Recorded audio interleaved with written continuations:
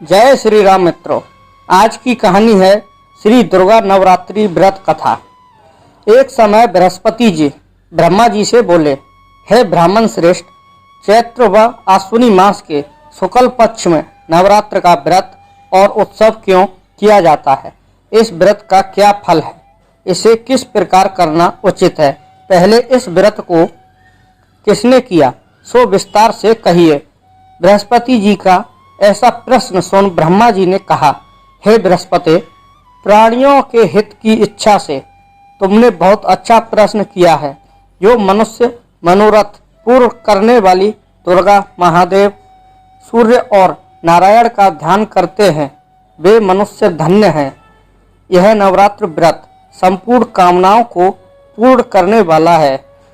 इसके करने से पुत्र की कामना वाले को पुत्र, धन की लालसा वाले को धन, विद्या की चाहने वाले को विद्या और सुख की इच्छा वाले को सुख मिलता है। इस व्रत को करने से रोगी मनुष्य का रोग दूर हो जाता है, मनुष्य की संपूर्ण विपत्तियां दूर हो जाती हैं और घर में समृद्धि की वृद्धि होती है। वनध्या को पुत्र प्राप्त होता है, समस्त पापों से छुटकारा मिल जाता है और मन का मनोरथ सिद्ध हो जाता है। जो मनुष्य इस नवरात्र व्रत को नहीं करता, वह अनेक दुखों को भोगता है और कष्ट व रोग से पीड़ित हो अंगहीनता को प्राप्त होता है। उसके संतान नहीं होती और वह धन धान्य से रहित हो भूख और प्यास से व्याकुल घूमता फिरता है तथा संज्ञाहीन हो जाता है। जो सधवा स्त्री इस व्रत को नहीं करती, वह पति सुख से वंचित हो नाना दुखों को भोगती है। यदि व्रत करने वाला मनुष्य सारे दिन का उपवास न कर सके तो एक समय भोजन करे और 10 दिन बांधवों सहित नवरात्र व्रत की कथा का श्रवण करे। हे बृहस्पति, जिसने पहले इस महाव्रत को किया है, वह कथा मैं तुम्हें सुनाता हूँ। तुम सावधान होकर सुनो। इस प्रकार ब्रह्मा जी का वचन सुनकर बृहस्पति जी बोले, हे ब्राह्मण, मनुष्यों का कल्याण करने वाले, इस व्रत के इतिहास को मेरे लिए कहो। मैं सावधान होकर सुन रहा हूँ। आपकी शरण में आए हुए मुझ पर कृपा करो। ब्रह्मा जी बोले, प्राचीन काल में मनोहर नगर में पीठत नाम का एक अनाथ ब्राह्मण रहता था। वह भगवती दुर्गा का भक्त था। उसके संपूर्ण सद्गुणों से युक्त सुमति नाम की एक अत्यंत सुंदरी कन्या उत्पन्न हुई। वह कन्या सुमति अपने पिता के घर बाल्यकाल में अपनी सहेलियों के साथ क्रीड़ा करती हुई इस प्रकार बढ़ने लगी, जैसे शुक्ल पक्ष में चंद्रमा की कला बढ़ती है। उसका पिता प्रतिदिन जब दुर्गा की पूजा करके होम किया करता, वह उस समय नियम से वहां उपस्थित रहती। एक दिन सुमति अपनी सखियों के साथ खेल में लग गई और भगवती के पूजन में उपस्थित नहीं हुई। उसके पिता को पुत्री की ऐसी असावधानी देखकर क्रोध आया और वह पुत्री से कहने लगा, अरे दुष्ट पुत्री, आज तूने भगवती का पूजन नहीं किया। इस कारण मैं किसी कुष्ठ रोगी या दरिद्र मनुष्य के साथ तेरा विवाह करूंगा। पिता का ऐसा वचन सुन सुमति को बड़ा दुख हुआ और पिता से कहने लगी, हे पिता, मैं आपकी कन्या हूँ तथा जब तरह आपके अधीन हूँ। जैसी आपकी इच्छा हो वैसा ही करो। राजा से, कुष्ठी से, दरिद्र से अथवा जिसके साथ चाहो मेरा विवाह कर दो, पर होगा वही जो मेरे भाग्य में लिखा है। मेरा तो अटल विश्वास है, जो जैसा कर्म करता है उसको कर्मों के अनुसार वैसा ही फल प्राप्त होता है। क्योंकि कर्म करना मनुष्य के अधीन है, पर फल देना ईश्वर के अधीन है। जैसे अग्नि में पड़ने से तृणादि उसको अधिक प्रदीप्त कर देते हैं, इस प्रकार कन्या के निर्भयता से कहे हुए वचन सुन उस ब्राह्मण ने क्रोधित हो अपनी कन्या का विवाह एक कुष्ठी के साथ कर दिया और अत्यंत क्रोधित हो पुत्री से कहने लगा, हे पुत्री, अपने कर्म का फल भोगो। देखें भाग्य के भरोसे रहकर क्या करती हो। पिता के ऐसे कटु वचनों को सुन सुमति मन में विचार करने लगी। ओहो, मेरा बड़ा दुर्भाग्य है जिससे मुझे ऐसा पति मिला। इस तरह अपने दुख का विचार करती हुई वह कन्या अपने पति के साथ वन में चली गई और डरावने कुशायुक्त उस निर्जन वन में उन्होंने वह रात बड़े कष्ट से व्यतीत की। उस गरीब बालिका की ऐसी दशा देख देवी भगवती ने पूर्व पुण्य के प्रभाव से प्रकट हो सुमति से कहा, हे दीन ब्राह्मणी, मैं तुमसे प्रसन्न हूँ। तुम जो चाहो सो वरदान मांग सकती हो।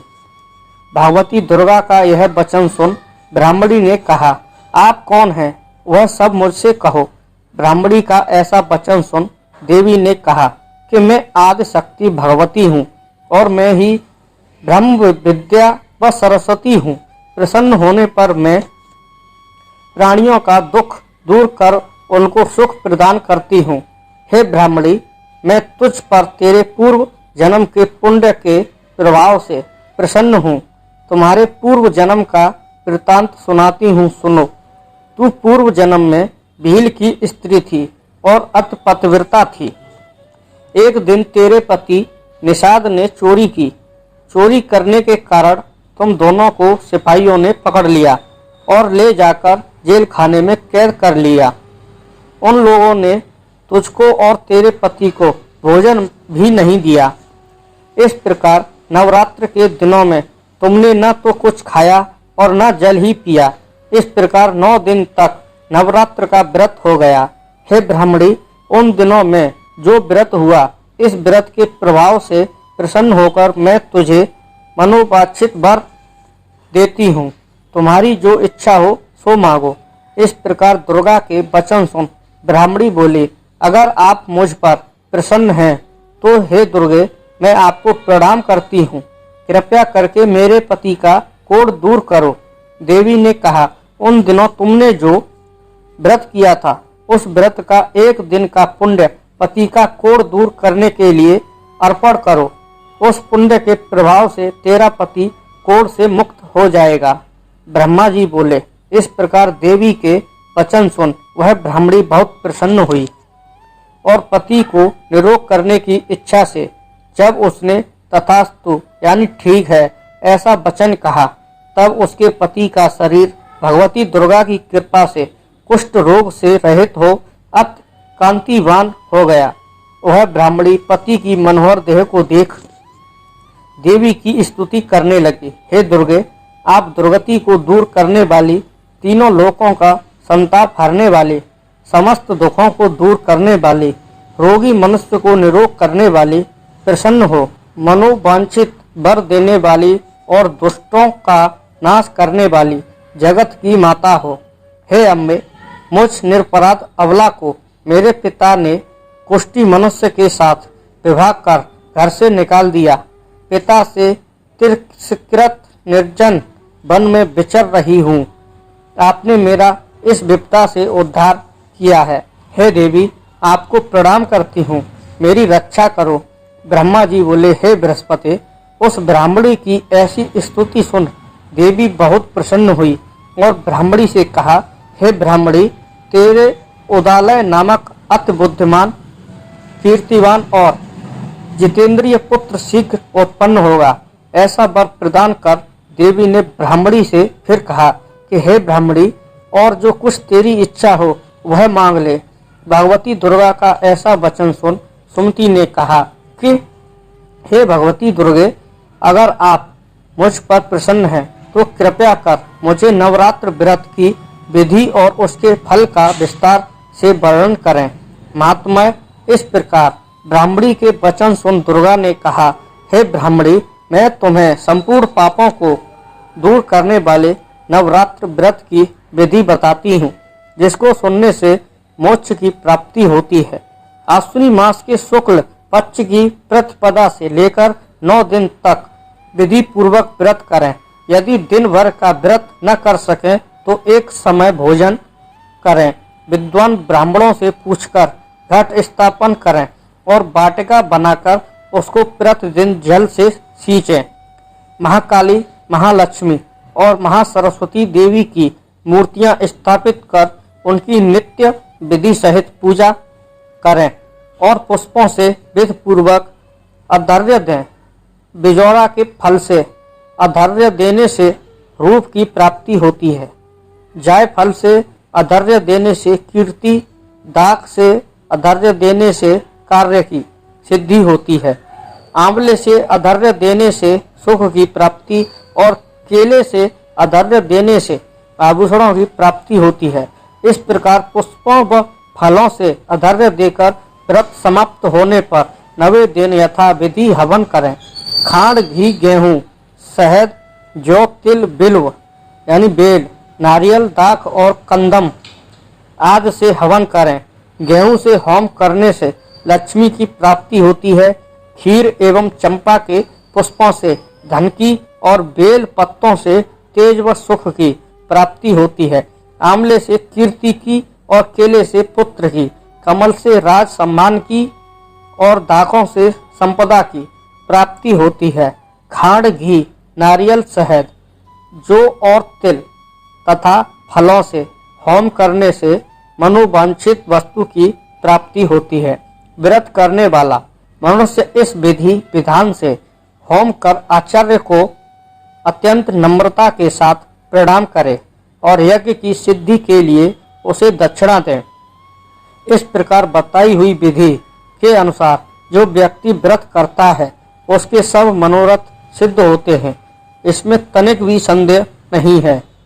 इन 9 दिनों में जो कुछ दान आदि दिया जाता है उसका करोड़ों गुना फल मिलता है। इस नवरात्र व्रत करने से अज्ञ मेघ यज्ञ का फल मिलता है। हे ब्राह्मणी, इस संपूर्ण कामनाओं को पूर्ण करने वाले उत्तम व्रत को तीर्थ, मंदिर अथवा घर में विधि के अनुसार करें। ब्रह्मा जी बोले, हे बृहस्पति, इस प्रकार ब्राह्मणी को व्रत की विधि और फल बताकर देवी अंतर्ध्यान हो गईं। जो मनुष्य या स्त्री इस व्रत को भक्ति पूर्वक करता है वह इस लोक में सुख प्राप्त कर अंत में दुर्लभ मोक्ष को प्राप्त होता है। हे बृहस्पति, यह इस दुर्लभ व्रत का महात्मा है जो मैंने तुम्हें बतलाया है। यह सुन बृहस्पति जी आनंद से प्रफुल्लित हो ब्रह्मा जी से कहने लगे कि हे ब्राह्मण, आपने मुझ पर अति कृपा की जो मुझे इस नवरात्र व्रत का महत्व सुनाया। ब्रह्मा जी बोले कि हे बृहस्पति, यह देवी भगवती शक्ति संपूर्ण लोकों का पालन करने वाली है। इस महादेवी के प्रभाव को कौन जान सकता है। बोलो देवी भगवती की जय।